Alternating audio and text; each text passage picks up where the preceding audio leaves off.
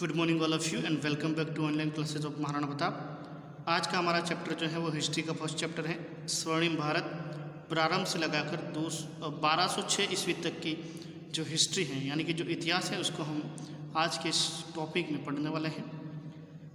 भारत का इतिहास एवं संस्कृति अपने प्रारंभिक काल से ही गौरवशाली रही है। भारत विश्व गुरु एवं सोने की चिड़िया कहलाता था। यह हमने कई बार पढ़ा होगा कि भारत जो है उसको विश्व गुरु और सोने की चिड़िया कहा जाता है। क्यों? क्योंकि प्राचीन भारत की जो सभ्यता थी वो इतनी विकसित थी, उनकी उस सभ्यता वो इतनी संपन्न थी, इस वजह से भारत को सोने की चिड़िया कहा जाता था। और धर्म के मामले में यानी कि ज्ञान के मामले में भी भारत अग्रणी रहा है, इस वजह से इसको विश्व गुरु कहा गया।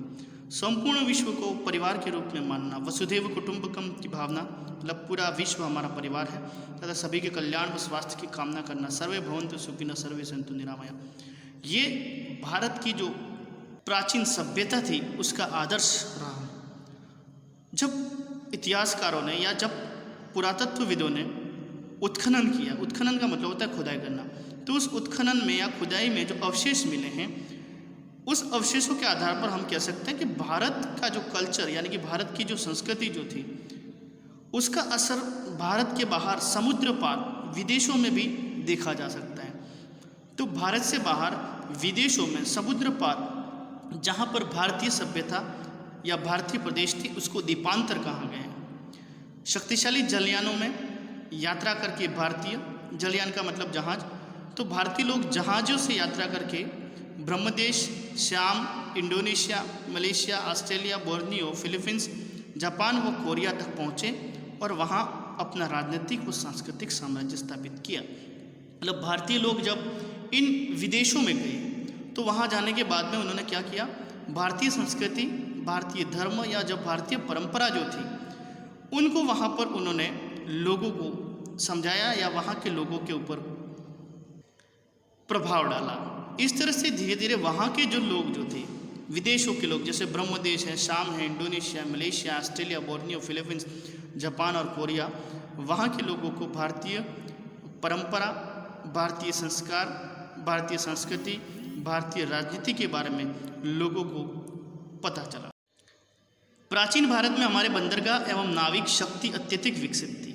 सिंधु नदी में 6000 वर्ष पूर्व चलने वाले जलयानों का उल्लेख विद्वानों ने किया।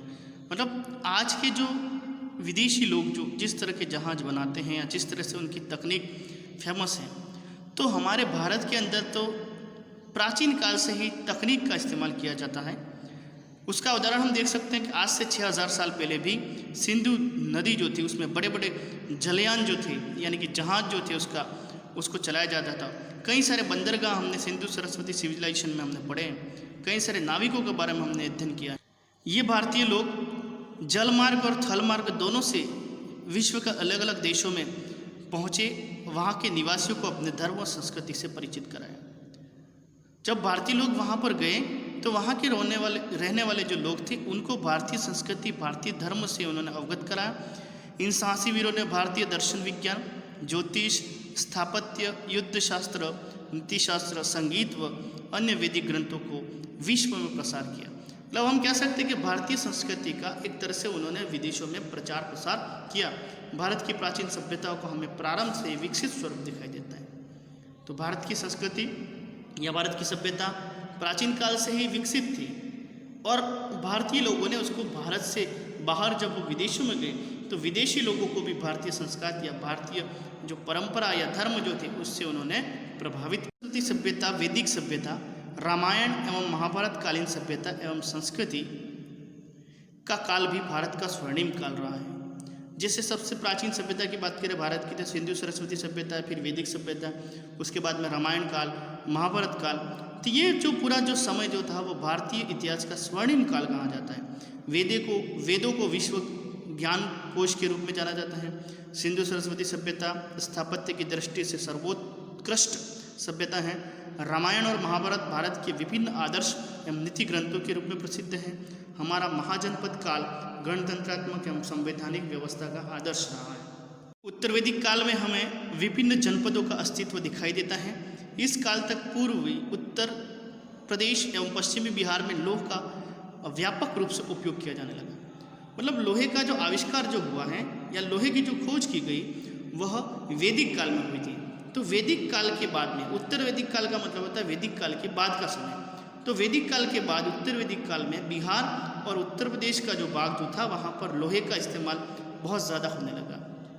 लोहे से नए नए औजार बनने लगे। लोहे की तकनीक का इस्तेमाल करने से लोगों का जीवन जो था वो बदल गया। लोग जो थे वो अस्थायी जीवन यापन करने लगे, सुदृढ़ हो गए। अब लोहे का इस्तेमाल करने से कृषि के क्षेत्र में उद्योग, व्यापार, वाणिज्य आदि में विकास हुआ। और जो भारतीय लोग पहले जनजातीय व्यवस्था थी जो जर्जर हो गए थे, मतलब छोटे छोटे कबीलों में या जनों में रहते थे, धीरे धीरे वो लोग जो थे बड़े बड़े जनपदों में बदल गए। ईसा पूर्व 6ठी शताब्दी तक आते आते जनपद महाजनपदों के रूप में विकसित हो गए। तो हम कह सकते हैं कि प्राचीन भारत में जो लोग कबीलों में रहते थे, जैसे वैदिक पीरियड की बात करें या वैदिक समय की बात करें, वैदिक काल की, तो सबसे छोटी इकाई जो थी प्रशासन की वो थी कुल। कुल का मतलब होता परिवार। कई सारे कुल मिलकर फिर गांव बनाते थे, फिर कई सारे ग्रामों से मिलकर विश्व बनता था, कई सारे विश्वों से मिलकर जन बनता था, कई सारे जनों से मिलकर जनपद बनता था, और जब कई सारे जनपद को मिलाकर महाजनपद का निर्माण। इस तरह से छोटे छोटे जो जन थे, छोटे छोटे जो राज्य थे, अब धीरे धीरे बड़े होते गए और जन से फिर वो महाजनपदों में विकसित हो गए।